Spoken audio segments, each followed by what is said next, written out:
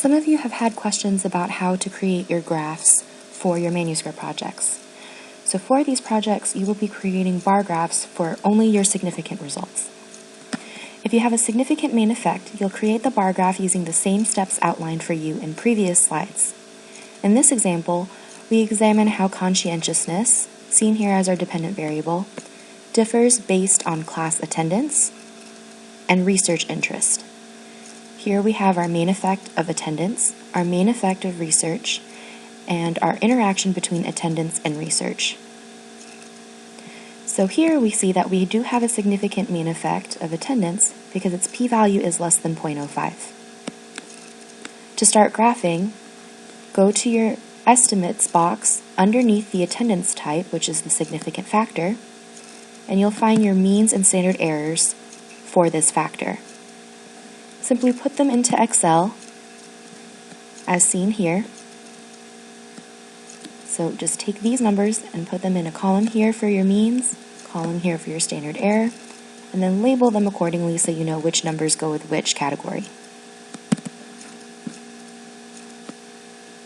Then you'll just graph as usual.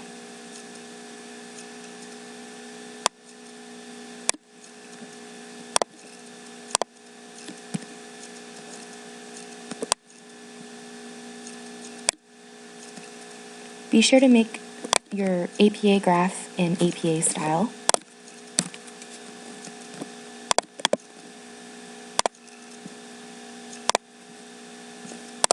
And be sure to add your standard error bars.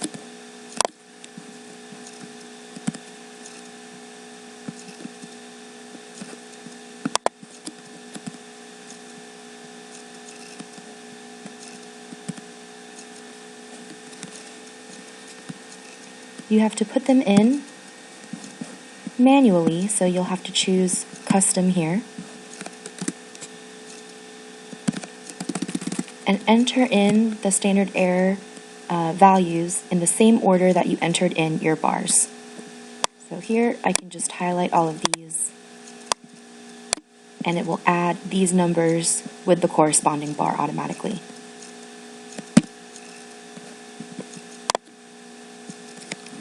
Then you need to get rid of the border around your figure.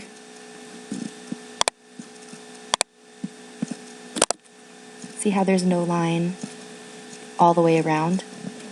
And then earlier I added an outline on your y-axis to clearly mark that off. And then finally, you'll need to add your titles for your x and y axes.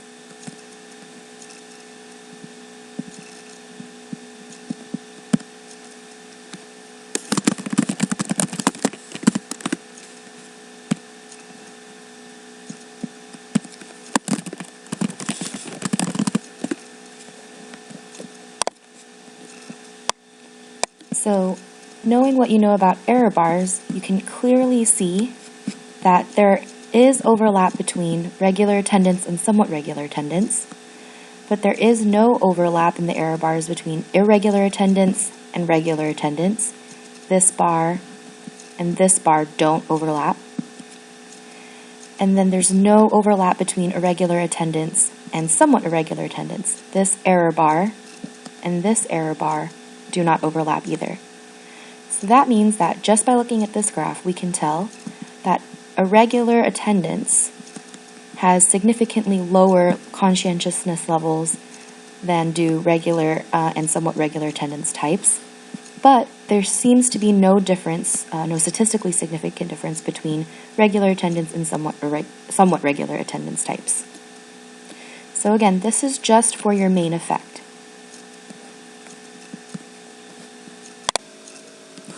So to graph the interaction, I basically follow the same steps. If we look back at our between subjects effects box to get the F statistic, we see that we do not have a significant research main effect because this value is over 0.05, but we do have a significant interaction between attendance and research since its p-value is less than 0.05. So what I need to do now is go to the interaction and look at my means and standard errors for all of these different possible combinations. So I will have to graph all of these, and your bar graph will look a little bit more complicated. So to do this, I first enter in all of the values for the different factor levels in two separate tables.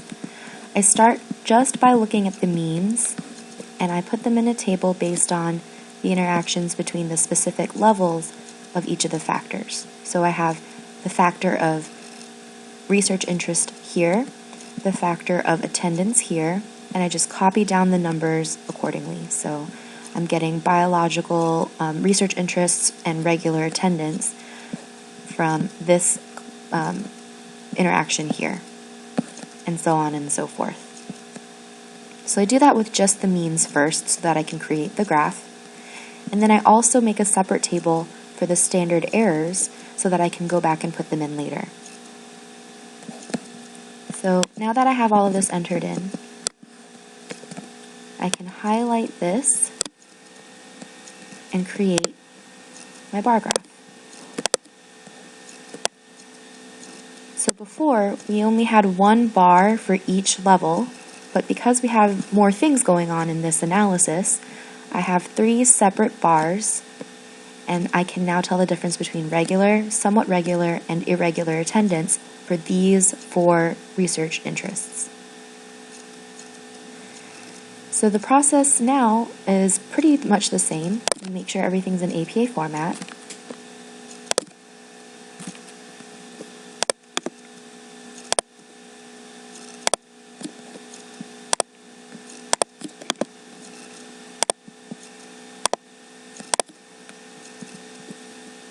I add my chart titles or axis titles.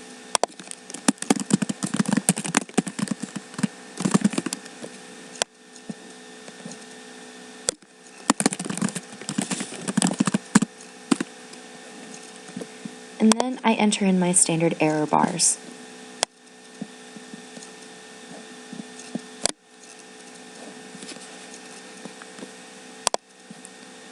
So when I click specify value here, notice that these little blue dots come up to show you where it's going to put your standard error bars. So if you notice in this graph, it looks like they're going to start with the blue bars first. The blue bars are all regular attendance over the 4 different types of research interests. So I know I need to select all of the regular attendance numbers in this order over the 4 different types of research interests to make sure that I'm putting the right numbers in the correct column. So I click specify value, delete what's already in there, and then simply highlight these numbers again in the same order that those bars are highlighted. And it's now changed those 4 bars specifically. And I keep doing this for the rest of the bars. Now if this is a little confusing about highlighting, you can also enter them in manually.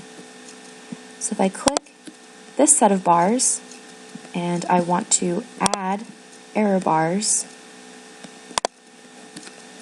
for the orange bars, which are for somewhat regular attendance, I can delete everything that's in the custom error bar box and simply type in the number that I want to start with, a comma, no space, and then the next number right after it.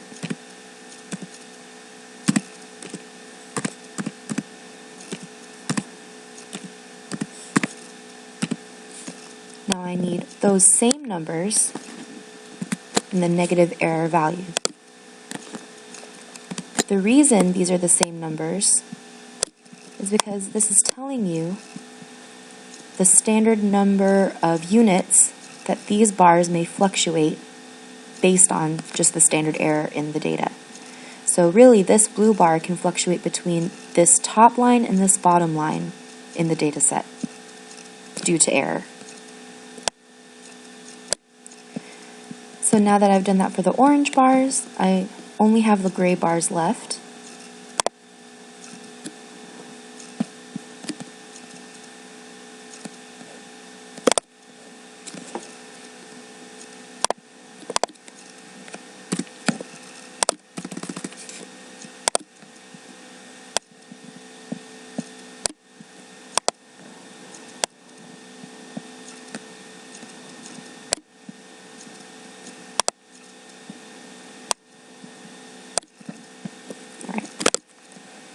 now everything has its place. I've included all of the information that I need for this bar graph.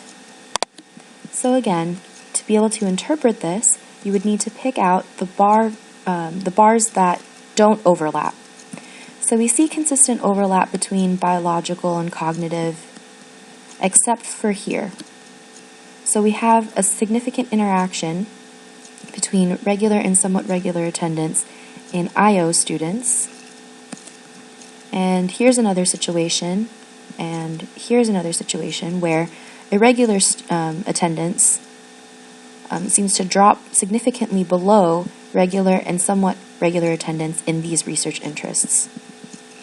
So if we look at this first grouping of bars, and we see this gray bar is significantly below this blue and orange bar with regard to standard error, that means that the students who came to class at irregular times or didn't come to class as often had significantly lower levels of conscientiousness than their regular and somewhat regular counterparts. So that's how you would go about interpreting the different interactions across these different levels, and you would make that same judgment for each. So if we've parsed that out for biological, now let's look at cognitive. Seems like the same is true. There's no overlap, there is overlap between the blue and the orange bars with regards to standard error, but again, the irregular attending students had significantly lower levels of conscientiousness than their regular and somewhat regular counterparts. This is also true for social, but interestingly, this does not seem to be true for the IO group. What's different here is that those who came somewhat regularly tended to have lower levels of conscientiousness than their regular counterparts, but not their irregular counterparts. So this is how you would parse out the actual interactions within those different levels. So hopefully this helps clear up how you're supposed to do your figures for your manuscript projects.